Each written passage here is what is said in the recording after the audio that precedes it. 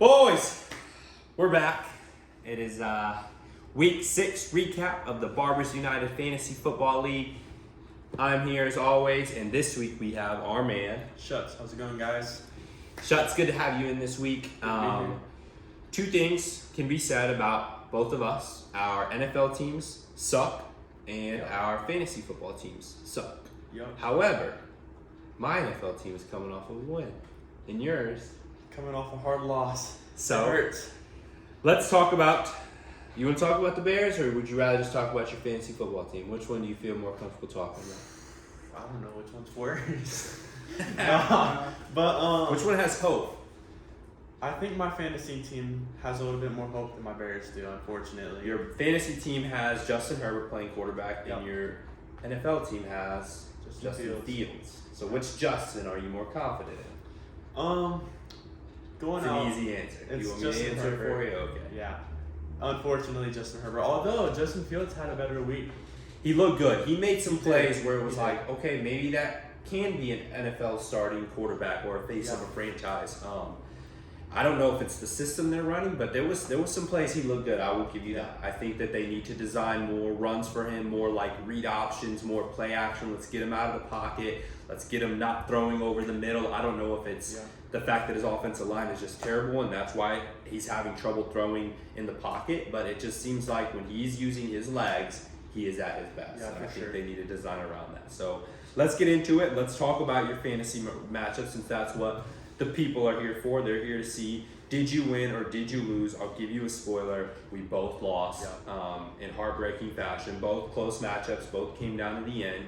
And that was the story for the entire league this week. Everybody except for Blake's versus Josh Locke came down to last night, the Monday Night Football game, which was terrible because every primetime game this year in the NFL has been absolutely terrible.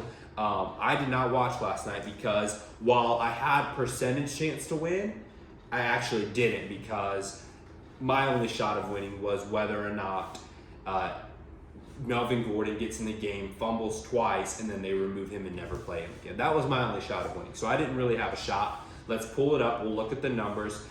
Here is my matchup versus Lucas. Now, it was a long shot. Obviously, Lucas has been the number 1 team in the league all year long. He's putting up an amazing points, but this was a week to catch Lucas. If there was a week to get him, it was this week. And we'll talk about Marcos a little bit later.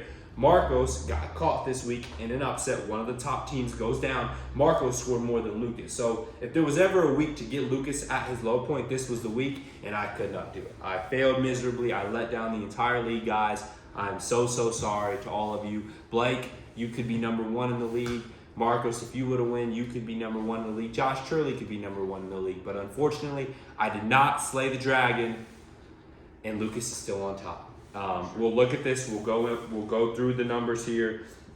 He had Lamar Jackson, who did not have a good week, and all I needed was Kyler Murray and Marquise Brown to have decent games. You know, Kyler Murray, can you please just use those legs? Like the first drive, I don't know if you watched any of that game. The first drive, Kyler Murray runs for like 60 yards on one play, and it's like, dude, can we just do that the rest of the game? And like in the previous weeks, it's been like, okay, they just go to sleep for the first 3 quarters, and then the 4th quarter they decide, okay, let's let Kyler Murray just cook and do his thing, and then he goes crazy and almost wins the game. This was the opposite. The first drive was the only good thing he did all game, and then all of a sudden it was just like, nope, we'll go back to playing just whatever. And nothing. Kyler Murray gave the game. I mean, I could have won the game if he would have quit turning the ball over. He threw a pick. He fumbled twice. He fumbled at the end of the game on like the game-winning drive or a chance to win the game. He fumbles again, and so it was just like every time I was like, oh, I might win. Nope, Kyler Murray's supposed to give it away. So I'm stuck. I'm at a loss with him. I can't give him away. I can't get rid of him. He's the number 6 quarterback on the year still, but he's done nothing to help me win. You give me some hope here. What are you seeing?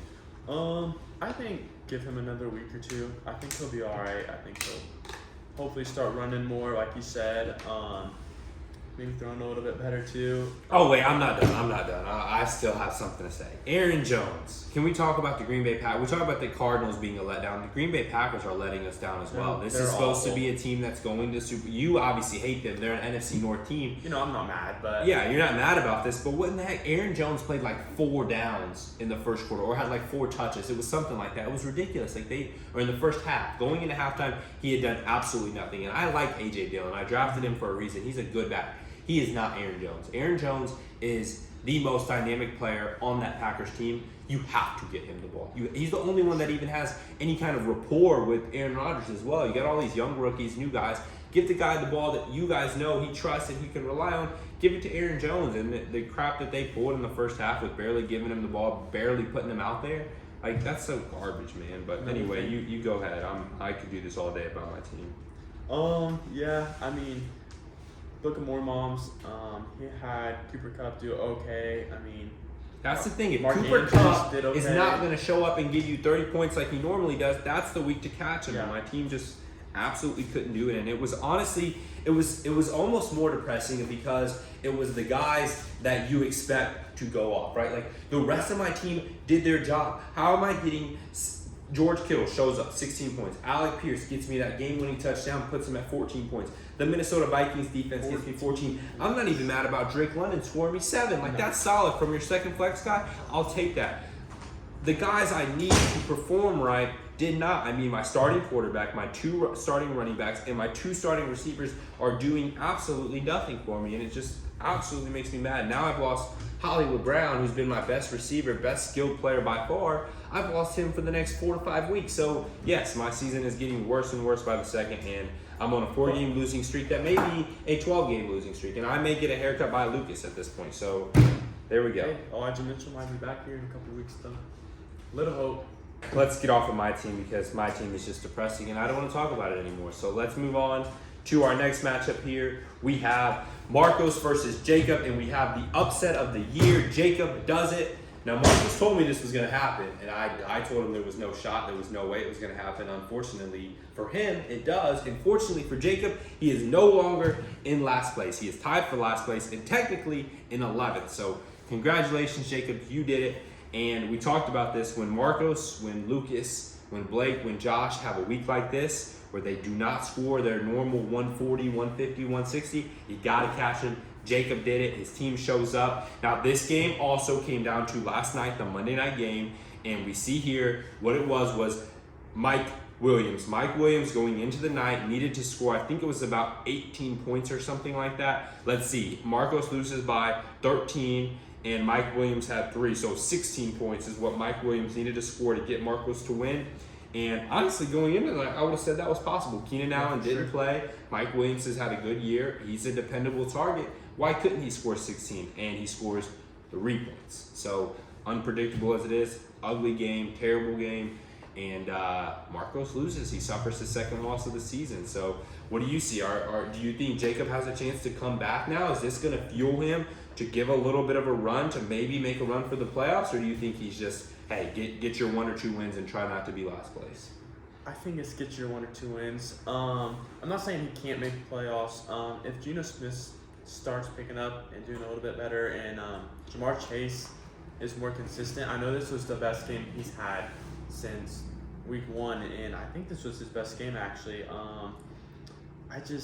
I don't see him making playoffs right now. I might be wrong. He's got it. If Geno Smith's who you're counting on to get you to playoffs, it's not going to happen. And I don't think he is. I think this was a 1-week game, maybe a decent matchup against an Arizona team that hasn't played well. Give him a shot and hit the waiver wire. Jacob has, if there's one thing that can be said, he has been hitting the waiver wire. He has been trying, dropping people, adding people, adding people, getting new quarterbacks. He's played Jared Goff. He's played different guys.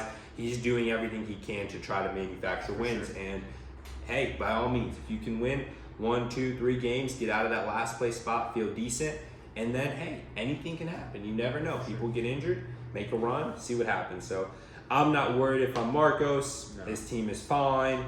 A little scary about Clyde Edwards-Helaire only scoring 3 points because he really wasn't good before this season. He has a couple good games.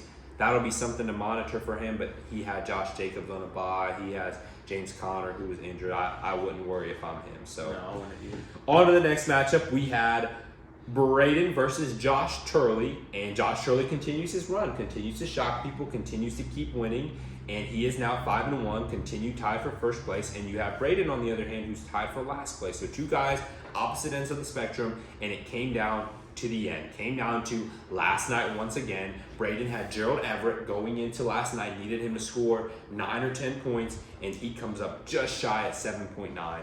And you watched that game because you had Herbert playing. What happened, man? What was going on? Are you just not being successful? I mean, normally you're used to Herbert putting up 4 touchdown passes, 300 yards. He doesn't even throw for 1 touchdown pass. So what happened? It's just their defense is pretty solid, which is weird saying coming from the Broncos. He couldn't make a throw. His offensive line, I don't think, was doing what they needed to be done. It was just ugly watching him last night, but. So looking at this team, I'm going to ask you the same question about Braden that I asked about Jacob, and now you have Braden, who is in last place again. Where do you think his season looks like from here? Is this just fight for 1 or 2 wins, or do you think Braden's roster has a chance to maybe make another push, make a push to try to get into the playoffs? I think he just needs to try to get another win or 2, try not to get the haircut. I honestly don't see him getting into playoffs right now. I just don't see any players. I mean, I know Dalvin Cook's consistent. He's had one, week where he scored like 26 points, but I don't see anyone just consistently 25, 26 points. And so looking at these two guys on, like we said, on the opposite ends of the totem pole here, I want you to tell me who you think has a better chance of staying where they're at. Do you think that Josh Turley's team is more closer to being a championship team, or do you think Braden's team is more closer to being the worst team? Which one do you see right now? We're 6 weeks in, we're starting to get a good feel, but who do you think is more telling to their roster? Do you think that Braden or Josh will end up where they're at right now? I think Josh will. You think Josh will? So think you he think has a Braden's team solid is team. probably not the worst roster in the league, not the worst I don't team, think it's the but worst you one. think Josh Turley is one of the better teams, could actually win I it think all. so for sure. Okay. We're going to go on to the next matchup, which we have Phillip versus Hunter. Hunter gets the win. Two teams that had the same record. I believe they were both 2-3 going into this matchup. Phillip falls to 2-4. Hunter goes to 3-3. Hunter's been kind of hanging out in that little middle area there. He hasn't really shown up and gone crazy, but he's done enough to get some wins. He's fighting, and he's right there in the middle of the pack. He's better than both of us right now. Yep. He's got a good shot here. He's a guy that's kind of flying under the radar. Like I said, not super impressive weeks, but this week I'm giving him the Manager of the Week award because he started Deion Jackson. Now, I thought I was clever starting Alec Pierce for the Colts. He gets a late touchdown that saves his week, or else he would have been a bust.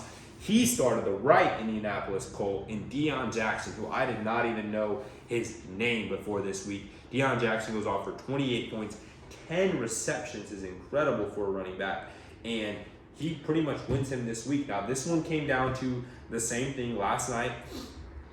Hunter was playing Josh Palmer, and Phillip was playing Cortland Sutton, and Josh Palmer outscores him by 11 points, which you would not think. Obviously, Cortland Sutton was drafted much higher than Josh Palmer was, but this week was Josh Palmer's week.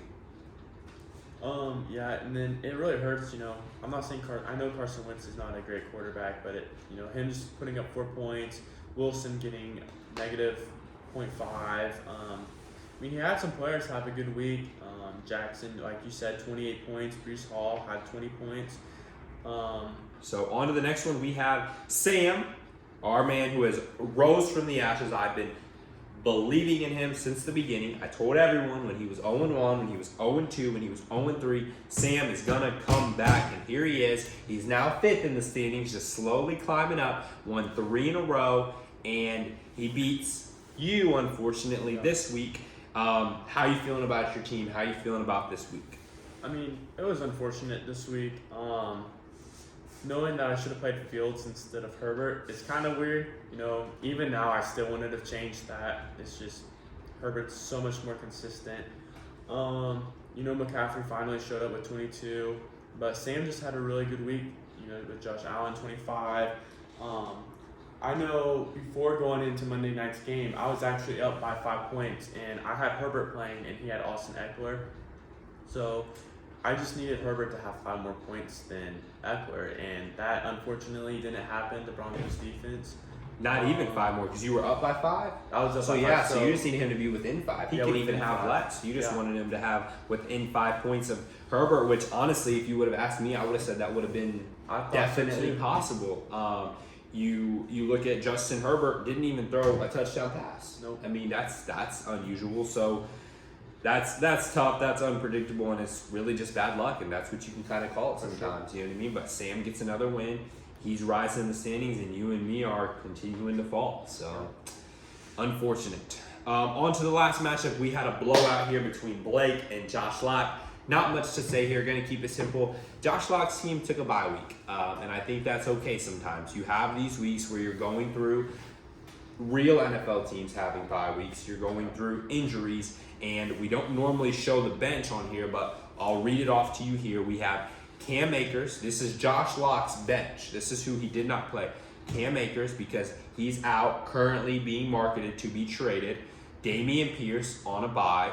Michael Thomas out. Hunter Renfrow on a bye. Rashad Bateman out. 5 of his 6 bench spots were either out or on a bye week, and they're all players that you do not want to drop, so he had no choice. Last minute, Jonathan Taylor gets declared out. There's his 6th guy. You can't drop any one of those players. And so what are you supposed to do? You literally can't drop anybody, but you can't play any of your bench. What are you going to do? Well, you get stuck playing guys like, obviously, you had to play Jonathan Taylor, who gets ruled out. You have to play James Cook, who's a 3rd string running back for the Buffalo Bills, who gets you 0.8 points. He was stuck. He had no choice. He couldn't pick up off the waiver wire. He couldn't drop anybody. He couldn't move anyone. He took a bye week, and Blake gets to stroll to an easy victory. Blake is 5-1, continuing to be right there at the top of the league, and easy win for him. Yep. So let's look at these standings from top to bottom. We have number 1, Book of More Moms. Number 2, Saquad's Squad. Number 3, Josh Turley. Number 4, Trap Daddy Thatcher. Number 5, Sam I Am. Number 6, Hunter Ford. Number 7, Village Idiots. Number 8, myself. Number 9, Shuts. Number 10, Philip. Number 11, Jacob Weir, Call of Duty. And number 12, Catalina Wine Mix and Braden Parrott. So looking at these standings, you and me are right next to each other. I'm slightly ahead of you, but if you look at the points scored, which determines the actual order, I am only up on you by 0.28 points. So just a couple points and it could be the other way around. Yeah, Literally for less sure. than a couple points, less than 8 points, and it could be the other way around. So those are the standings. Appreciate you guys tuning in. We will be back in a couple of days, and my man Shuts will be back with us to give you our predictions for week 7. So good luck to you guys. I hope you guys all got wins, unlike us. And we will see you guys in a couple of days.